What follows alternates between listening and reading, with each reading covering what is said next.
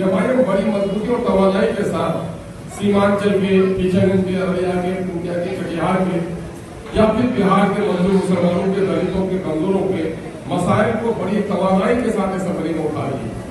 आप देख रहे हैं जिनकी याददाश्त है 50 सालों में भी 1968 वगैरह का पुल बना था आपका मानंदा, 68 के बाद 40 साल उधर, इधर 25 साल, 65 साल गुजरे। इस 65 सालों के दरमियान में मानंदा में कहीं पुल नहीं देखा, लेकिन अल्लाह का शुक्र है कि एमआईएम ने उठाई बात कि गंगा पर 5 किलोमीटर पर पुल बनेगा और हमारे यहाँ 50 किलोमीटर पर पुल नहीं बनेगा। अवैसी साहब को लाया हम लोगों ने, तो शहरों में बड़े प्रोग्राम नहीं कराए। हम लोगों ने कनकई का घाट पर, खाड़ी घाट में और फिर जाके खरखड़ी में उनको नदी पार कराया। विरोधी बोल रहे थे कि अवैसी साहब को लेकर के लोग मछली पकड़ने जा रहा है, लेकिन अल्लाह का शुक्र है अवैसी साहब के कदम जहां जहां बढ़े आज पुल बनने का काम और शुरू हो गया। आपका निसंद्रा में भी पुल बन रहा है। मैं ये नहीं कहता हूं कि मैंने बनवाया, उसके बारे में भी हम लोग ने सवाल उठाया, लेकिन सीमांचल में पुल पुल पुल बने इसकी आवाज अगर किसी ने चिल्ला कर लगाई तो एमआईएम में लगाने का काम है। आज हम लोगों को बदनाम करें, भगवान की परवाह नहीं करते, लेकिन हम आपकी रहनुमाई करने के लिए खड़े हुए हैं। यकीनन है कि आपने सबका साथ में मैंने बनाया है, एमआईएम पर आपने एतमाद हक किया है। हम आप लोगों से कहना चाहते हैं कि समाज को बेहतर बनाने के लिए उठिए, गांव के मोहल्ले के लोग उठिए, अपना आंगनबाड़ी को ठीक से चलाइए। आंगनबाड़ी की सेविका को कह दीजिए तुम ईमानदारी से काम करो, तुम 1000 रुपया मेरे बच्चों को और खा लो, लेकिन ईमानदारी से काम करो। कोई अवसर आएगा तो मैं तुम्हारे पास खड़ा रहूंगा, तुम्हारे ऊपर कार्रवाई होने नहीं दूंगा। अगर ईमानदारी से आंगनबाड़ी का काम चलाती है और सीडीपीओ को उसको परेशान करने का काम करेगी तो ऐसे सीडीपीओ के हथेली को तोड़ने का काम हम लोग करेंगे। लेकिन समाज को उठना पड़ेगा। आप अपने स्कूल को चलाइए, कोटा का सिस्टम को ठीक कीजिए। गांव के लोगों जब तक नहीं जगोगे गांव की तब्दील और तस्वीर नहीं बदलेगी। क्या आप यही चाहते हैं कि मेरा बेटा पंजाब में है, मेरा पोता भी पंजाबी में जाकर काम करेगा? क्या आपकी आदत तो नहीं है?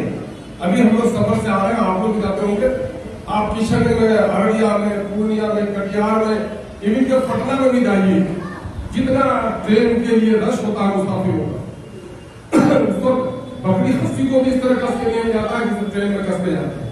लेकिन यहीं से आप कर्नाटक चलिए, हैदराबाद के इलाके में चलिए, तमिलनाडु चलिए, आपको लगेगा कि कोई सफर ही नहीं कर रहा, ट्रेन में लगता है एकदम सन्नाटा है। वहां के लोगों को काम मिला उनके गाँव में। हम लोग की लड़ाई ये चल रही है कि सरकार कल कारखाने हमारी बस्तियों में खोले, हमारी बस्तियों में भी कल कारखाने खोले। कब होगा? जब हमारे दरमियान में पढ़े लिखे बाकी लोग होंगे, वो वही होंगे। अंधेरे को कहा शायद ने, अंधेरे को गाफिल न बैठो अपने आशियानों में, तुम्हारी बर्बादी की साजिशें हो रही आसमानों में। इस मुल्क में हिंदू और मुसलमान के नाम पर लोगों को तोड़ा जा रहा था और आपके इलाके को भी निशाना बनाया जा रहा है।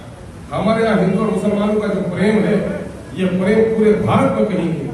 हम लोग इतना अमन और सुकून के साथ रहते हैं, इतने अमन और सुकून के साथ भारत में कोई नहीं रहता, लेकिन उसके बावजूद भी हमारे और आपके दरमियान दरार पैदा करने की कोशिश की जा रही है। आपको पहचानना पड़ेगा कि हमारे समाज को कौन किस तरफ ले जा रहा है, कौन लोग है, सांप को दूध कौन लोग पिला रहा है। आप और हम, रिश्वत अगर इंसाफ को खा जाती है जिस तरह से आग लकड़ी को खा जाती है, जब इलेक्शन का जमाना आता है हमारा पैसे का बहरान का शिकार हो जाते हैं। आप ईमानदारी से बोलिए, मैं किसी की कीमत नहीं करना चाहता। समाज को लुटवाने में कौन कौन लोग आगे रहे? अभी एक डीएसपी पकड़ा गया है, करोड़ों रुपए उसने लूटा। मैं नहीं कहता कि सेहत और बगल का साथ है, अल्लाह ने सबको आंखें दी है, दिल दिया है, दिमाग दिया है। सोचो जरा, गौर करो, उस कमीने डीएसपी को डाकू बनाने में रोल किसने अदा किया? पहचानो ऐसे लोग। बालू की गाड़ी में 2000 वो डीएसपी लेता है, वो 2000 किसका लगा? गांव के लोगों का लगा कि नहीं लगा?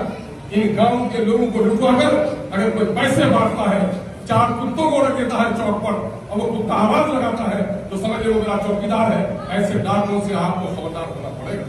मैं हक की बात कहने से कभी परवाह नहीं करता। मैं कल भी कहा था, आज भी कहता हूँ, चोर उचक्को तुम मेरा साथ कभी मत देना। अगर शरीफ लोग हैं तो मैं सियासत करूंगा, वरना चोर उचक्कों की हिमायत से मैं कभी सियासत नहीं करना चाहता। लेकिन मैं आज शरीफ लोगों को कह रहा था, नौजवानों जगिए, समाज के लिए उठिए, हिंदू और मुसलमान सब मिलकर उठिए। आज हम लोगों ने राज्यसभा में इलेक्शन में वोट देने के बारी आई तो किसको दिया? बीजेपी को वोट दिया। हम लोगों ने किसको वोट दिया? हम लोगों ने बीजेपी को वोट दिया। हम लोगों ने वोट किसको दिया?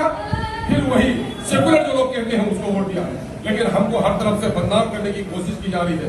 मेरे भाइयों, बीजेपी की जड़ों को किसने मजबूत किया? आज कुर्बानी के नाम पर आप पर खौफदारी है। मुल्क में जो हालात हो रहे हैं इस पर नजर रख रहे हैं। जो लोग कल तक बीजेपी को मजबूत करने लगे वो आज अपने आप को मसीहा और सेकुलर कहने लगे। ऐसे दगाबाजों को आपको पहचानना पड़ेगा। 200 दुश्मन अगर पहचान नहीं कीजिएगा तो समाज का बड़ा नुकसान होगा। आने वाले दिनों में भी पंचायत का इलेक्शन होना है। अल्लाह के रसूल से लोगों ने पूछा, मोमिन हो तो मोमिनाना बात कितनी चाहिए? अल्लाह के रसूल से लोगों ने पूछा, या रसूलुल्लाह कयामत कब आएगी? रसूलुल्लाह ने कहा, जब अमानत पर खयानत होने लगे। फिर लोगों ने कहा, अमानत पर खयानत क्या? अल्लाह के रसूल कहा कि जब तुम अपने समाज के नाअहल लोगों को अपना अमीर बना लो, अपना सरदार बना लो, ये समाज की तबाही है, बर्बादी है। कयामत, कयामत के माने बर्बादी के हैं। बर्बादी क्या है? गाड़ी में सब लोग तस्बीह पढ़ के बैठ जाए, बस